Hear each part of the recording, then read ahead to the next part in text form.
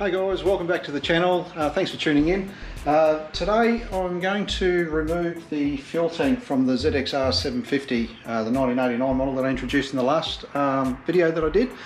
I'm going to take it off, get it ready, and see if I can take it down to the shop, hopefully later this week, down to A1 Plastic and Paints down at Nerang. Hopefully they can have a look at the tank and see if it's repairable. I dare say there's a fair bit of rust inside, so it's been sitting for quite some time, like I said in the previous episode. One thing though, you might notice now that the Mustang looks like it's sitting on monster truck wheels. Had a little bit of a problem with the car. The last few times I've started it, I've noticed a bit of a ticking sound on the right hand side, on the driver's side of the car when I first initially started up from cold. And then it dissipates and disappears pretty much once the engine's warm.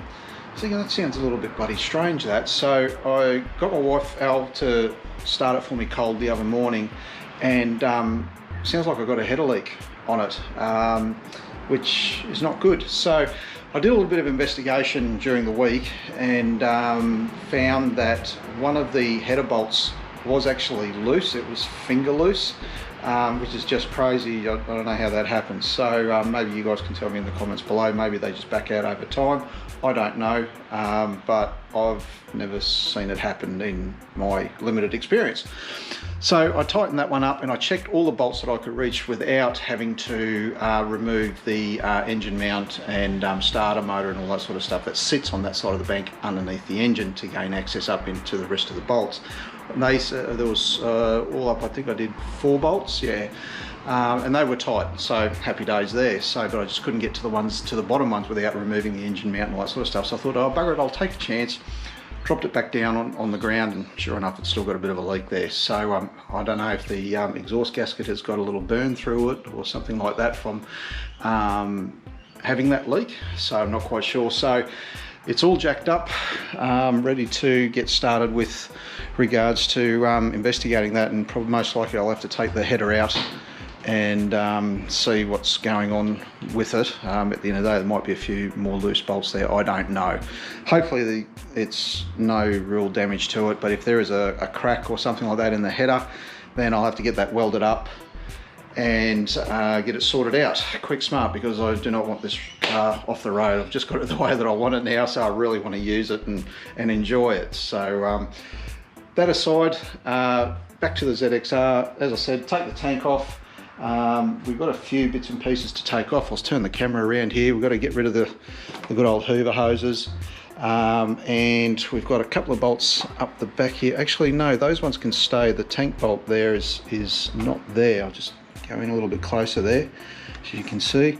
And then I think there's a couple of bolts. There's a big bracket underneath the seat, so I've got to take the seat off as well, and also remove these parts of the side panel here just to pop them off their grommets, and get the tank off, and we'll have a bit of a sticky beak at it. I don't even remember if I even put the fuel tap back in it or not, or what. It's so long ago, and it was such a hurried job getting this bike back together so I could get it back into storage. So without further ado, I'll set the camera up, get some tools out, get ready, and we'll get cracking with it. Good on you.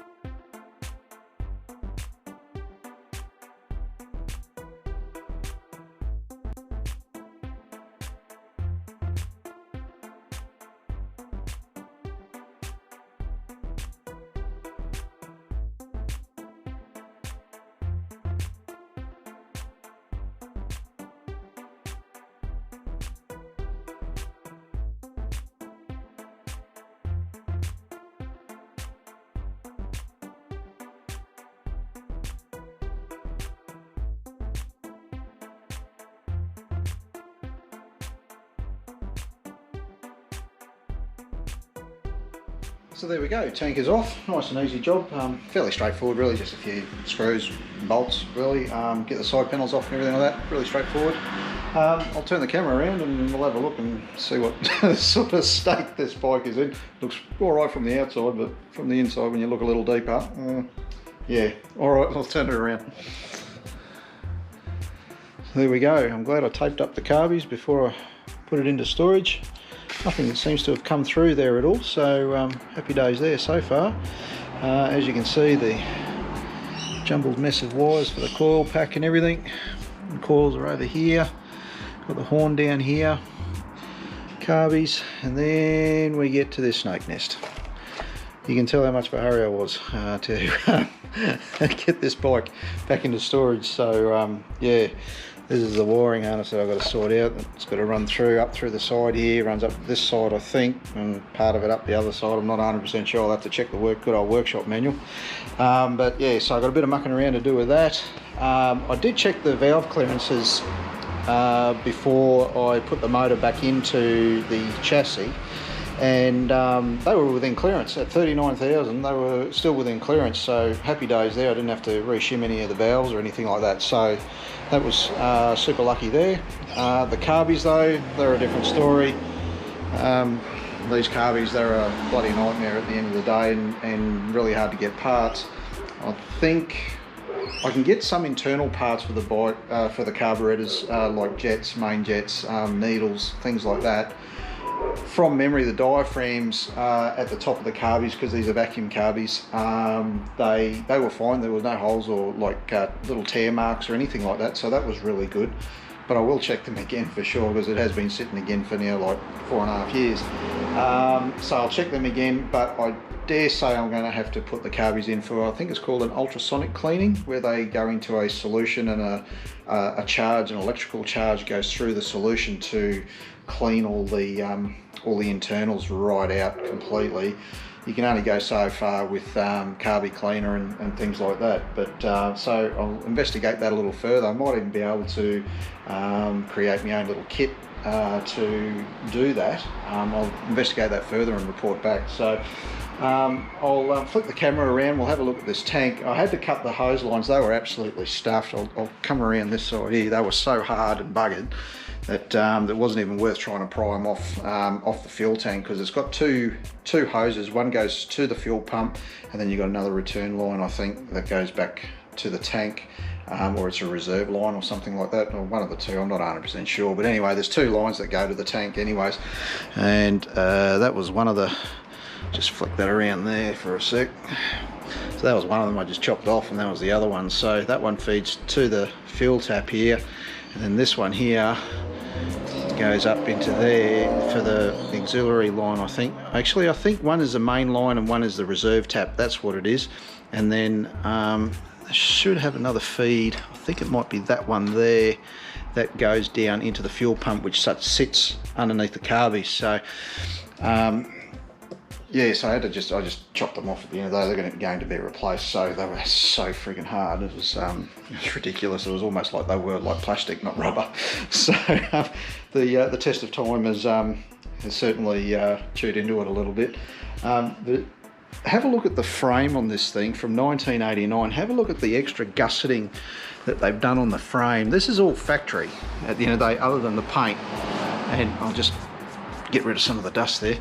Have a look at the extra gusseting that they've done into the frame, and then they put this huge cross piece in here for bracing, but then they attached the rear subframe to it as well. And look at the sheer thickness of it here. I mean, that's what, at least 5 inches in the old money, about 125 mil in chassis beam, which is like hollow but solid at the end of the day. And then you've got this here, which on the super bikes here, they used to be able to do an adjustment on here to raise or lower the swing arm depending on how the rider wanted it. And you continue back here, I mean, have a look at the size of this subframe. It's just crazy compared to the stuff of today. It's just like, this thing's built like a tank. Same on this side here. If you have a look through, I mean, you have a look at the brace swing arm here as well. I mean, look at the bracing inside here on the swing arm. It's just nuts. Goes all the way up and around, and then down into the frame there. So yeah, they certainly didn't muck around with the engineering of this thing. No wonder it weighs a bit over 200 kilos, and that's all aluminium through there. It's not steel, it's aluminium frame and swing arm and subframe as well. Just heavy gauge aluminium, that's for sure. It's just crazy.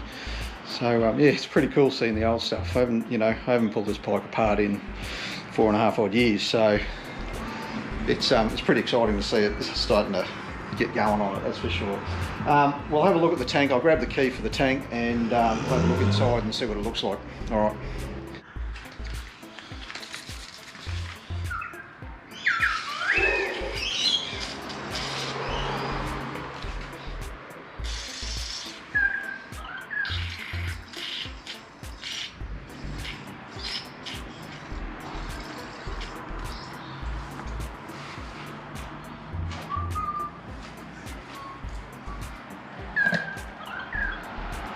Well, a bit of WD-40 on the key certainly didn't work, so I think the tongues on the bottom of the fuel tank, they're seized in. The key itself is moving a little bit, but it's like, nah, it'll snap the bloody key off if I try any harder.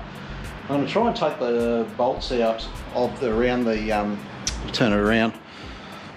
If I can take these ones out, that'll give me a fighting chance, I think, of trying to get this bugger out. So I'll grab an Allen key and see what we can do there.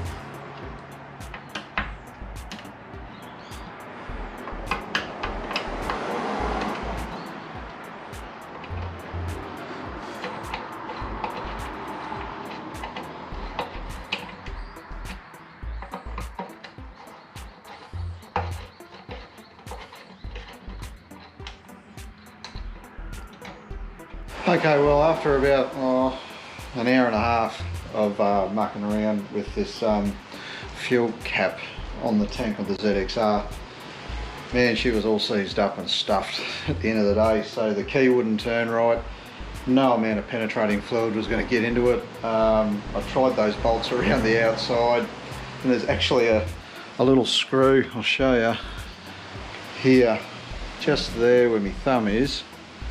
There is a hole that a screw goes into the tank to retain this whole bracket around into the tank. So yeah, it's a pain in the bum, but I got it off. I ended up drilling out the lock, so I've ordered another fuel cap online. Should be here in the next few days or so. We'll have a look inside the tank. I'll grab a torch and we'll see how bad it is. Yeah, all right. Alright, so here's the good old tank. Let's have a look inside, and yeah, she's pretty caked in there with rust. I honestly thought it would be worse than what it is. I know years ago, see it's like flakes there. I know years ago I tried to clean it out with some chain and some cleaning solution and all sorts of stuff. Hopefully that hasn't corroded it any more than what it already has. But I don't know if you can see down there, it's like a fair bit of gunky stuff. I'll just put the torch in my mouth quick and I'll drag my finger up that part there.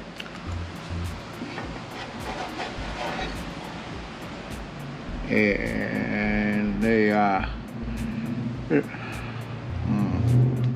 Bit of a state, but I think it might be redeemable. I'm hoping on it. The guys down at A1 Plastic and Paint, I'll let them decide before I get too excited with the tank. But hopefully it hasn't got any bloody pinholes or anything in it. If it does, hopefully they can repair it. And while it's there, they may as well repaint it. I've got decals for it. I got them online, so I've got the tank decals, so I'll take them with me and see if they can repair and repaint this this tank on this beautiful bike. There's the other ding there. Just shape the camera up a little bit more. You can see just there in the tank, that's got to get sorted out as well. And then just around here where the light's flashing, there's a slight depression in the tank as well. So I think, you know, with the air that would be able to pop out, and they put a rubber seal over this and blow air into the tank. Hopefully the bum of the tank doesn't blow out. So yeah, see if we can get this thing relined and repainted. Fingers crossed, guys. Alright, so yeah, I'll take this tank down to A1 Plastic and Paint down at Nerang, have a chat to them, see what they think. I can expect it, and I'm sure they'll give me a call which way they're going to go with it. Hopefully it's repairable. Well, fingers crossed, I tell you, because these tanks aren't cheap. Pretty bloody rare too, to get one that's in half decent condition. So I don't want to buy something online if I don't have to. That's, you know, looks good on pictures, but it's, you know, stuffed inside, because they're asking a fair chunk of money for them, that's for sure. Plus the postage as well, the shipping, which is an absolute pain. So yeah, I'll wrap this video up here now. What I'm going to do next, for next video, I've got a whole bag full of brake calipers and levers that I bought from the wreckers for the GPX 750R. I'm going to go through everything that I've got in there, see what I've got. I know I bought a complete system from the wreckers, but I want to see what I've got and what I haven't got between the new and the existing brakes for that one. So next episode, hopefully we'll be able to put some brakes on and bleed the brakes, which I'll put on hyperlapse, because that is just so friggin' boring, bleeding brakes. My God, I can't believe I'm even saying I'm doing it, but it's got to be done. So I'm going to have a look at that, see what sort of gear I've got for that, and then next episode we'll put some brakes on that. I'm thinking of taking off the fairing off the ZXR and taking off the radiator, because there's lots of parts on the radiator that are all cruddy and yuck, and they need to be sanded and repainted as well. So I'm going to do that as well. So that's a bit of a plan for what we're doing next. I'm trying to do these bikes simultaneously, because yeah, it's just, you know, while the tank's away, there's not much I can do with that thing. At least I can take the fairings off and that and start painting up brackets, and maybe even dropping this exhaust. I've had a bit of a sniff around for an exhaust on this one, but man, they're asking some dollars, that's for sure. Which is just crazy numbers, I tell you, it's just crazy. But you never know your luck in the big city, as they say, and I might be able to come across something. There's that dirty big Harley coming through. Come on, son, there you go. There he goes. Lovely. Hopefully, yeah, hopefully something will come up that will suit this bike for a reasonable price. Anyways, I'll wrap that video up here. Hope you guys enjoyed it. If you did, give it a thumbs up, and also consider subscribing to the channel for plenty more content coming up on RevMatch 1970. You guys have a fantastic day. Thanks for watching, and yeah, we'll see you on the next video. Cheers.